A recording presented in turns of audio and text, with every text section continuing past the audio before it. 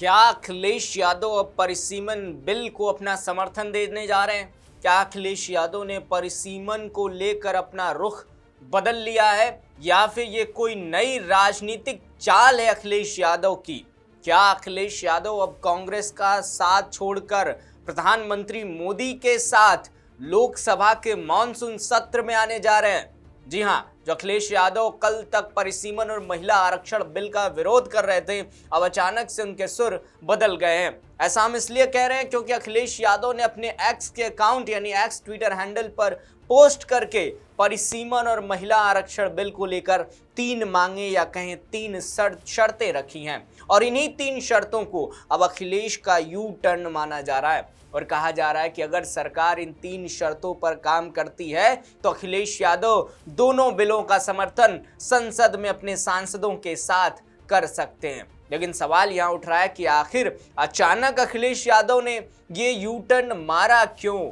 तो चलिए आज हम आपको बताते हैं कि आखिर अखिलेश विरोध करते करते अचानक से समर्थन में क्यों आ गए और कौन सी वो 3 मांगे हैं जो अखिलेश ने सरकार के सामने रखी हैं। नमस्कार, राष्ट्रवाणी देख रहे हैं आप, आपके साथ में अरुण चौरसिया। दोस्तों 16 अप्रैल 2026 की तारीख थी जब संसद के अंदर परिसीमन बिल लाया गया, जिसके तहत लोकसभा और राज्यसभा विधानसभा की सीमाओं को फिर से तय करके सीटों का पुनर्गठन कर महिला आरक्षण बिल के तहत महिलाओं को संसद और राज्य विधानसभा में 33% का आरक्षण देने का प्रावधान रखा गया और इन्हीं दोनों बिलों को लेकर उस दिन चर्चा हो रही थी और संसद का माहौल बेहद तनावपूर्ण था। क्यों तनावपूर्ण था? क्योंकि संसद के अंदर विपक्षी दल इस बिल के समर्थन में नहीं था और तभी प्रधानमंत्री नरेंद्र मोदी ने अपने भाषण में कहा कि अखिलेश जी मेरे मित्र हैं जो कभी कभी हमारी मदद कर देते हैं। हालांकि अखिलेश यादव शुरू से ही इस बिल के समर्थन में थे, लेकिन उस समय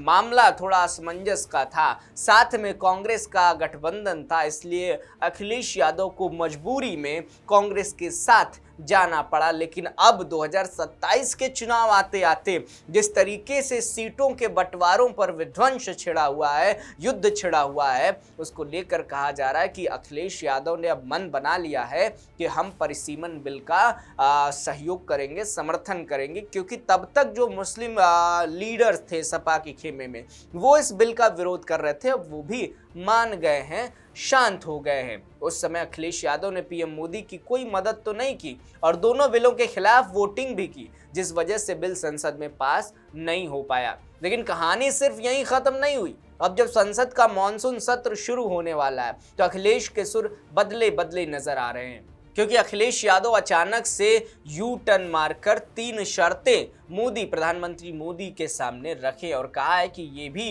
अगर आप 3 शर्तें पूरी कर लेते हैं तो हम आपको समर्थन दे देंगे। तो अखिलेश बिल का समर्थन कर सकते हैं, ऐसे खबरें आ रही हैं। खैर, अब हम आपको बताएंगे कि आखिर वो 3 शर्तें हैं कौन सी। पहली शर्त है महिला आरक्षण बिल 2027 के विधानसभा चुनाव से ही लागू हो, यानी 2027 का जो विधानसभा चुनाव उत्तर प्रदेश में होने वाला है उससे ही ये बिल जो है लागू हो, जो उनकी चुनावी रणनीति मानी जा रही है। दूसरी शर्त ये है कि परिसीमन बिल के माध्यम से जो उच्च सदन है, ऊपरी सदन है, उसमें सीटें बढ़ें। और तीसरी शर्त यह है कि महिला आरक्षण बिल से पीडीए में शामिल पिछड़े समाज और अल्पसंख्यक मुस्लिम महिलाओं को सही प्रतिनिधित्व मिले।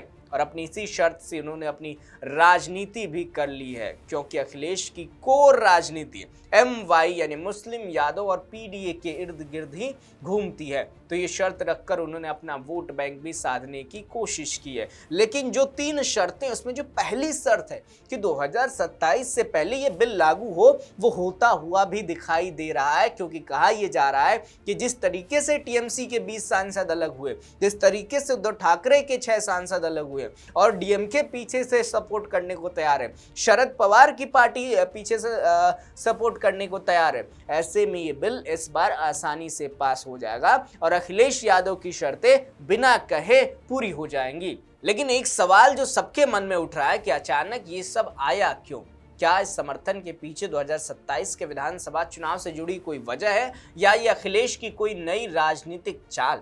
इसके पीछे दो वजह सामने निकल कर आती है। पहली, अखिलेश ने ये शर्तें महिला संगठनों के प्रतिनिधि मंडल से मुलाकात के बाद रखी। जी हाँ, महिला संगठनों के प्रतिनिधि मंडल ने अखिलेश से मुलाकात की और महिला आरक्षण बिल को जल्द लागू करवाने के लिए सरकार पर दबाव बनाने की मांग भी की और साथ ही सपा से संसद के अंदर और बाहर बिल का समर्थन करने की भी मांग की। तो इस बार 2027 के चुनाव को लेकर अखिलेश महिलाओं को समर्थन चाहते हैं, क्योंकि वो जानते हैं कि अब महिलाएं भी निर्णायक वोटर की भूमिका निभाती हैं। दूसरा जो कारण है वो ये कि जल्द ही लोकसभा में मानसून सत्र शुरू होने वाला है, जिसमें परिसीमन और महिला आरक्षण बिल दोबारा पेश हो सकता है और होगा भी। और सरकार 2/3 बहुमत के करीब है, क्योंकि पिछले 3 महीनों में सियासी हालात पूरी तरह से बदल चुके हैं, जिसमें एनडीए 2/3 बहुमत के करीब पहुंच भी चुका है, जिसका पूरा आंकड़ा हम आपको बताते हैं।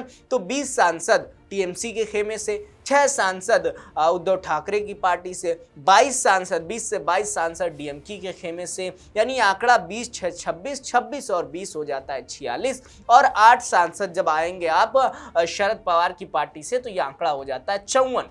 और इसी 54 वोटों से पिछली बार संसद से बिल गिर गया था। दोस्तों, इस बार वो आंकड़ा भी पूरा हो गया। और एक और प्लस पॉइंट जो मोदी सरकार के साथ इस बार रहने वाली है वो ये कि अगर संसद भवन से उस दिन 20 सांसद भी एब्सेंट हो जाते हैं, तो जो मौजूदा सांसद होंगे सदन के अंदर, वो सदन के अंदर उनका 2/3 आंकड़ा लिया जाएगा और उस 2/3 आंकड़े के तहत ही उन्हें जो है संसद के भीतर, सदन के भीतर बिल पर मंजूरी देने का अधिकार होगा। और 2/3 बहुमत पार होने के बाद वो आंकड़ा कहें या वो बिल कहें, आसानी से सदन के भीतर पास हो जाएगा। इसलिए हम कह रहे हैं कि उत्तर प्रदेश की सियासत बदल रही है। अब सपा और कांग्रेस में तकरार दिखाई दे रही है। 2027 का जो चुनाव है उसने बहुत सी तस्वीरें बदल दी हैं। कुछ तस्वीरें ऐसी भी हैं कि कहा जा रहा है कि आने वाले 6 महीने में ये दोनों दल दो राह पर दिखाई देंगे। समाजवादी पार्टी अलग राह पर, कांग्रेस अलग राह पर। और जो बिल है,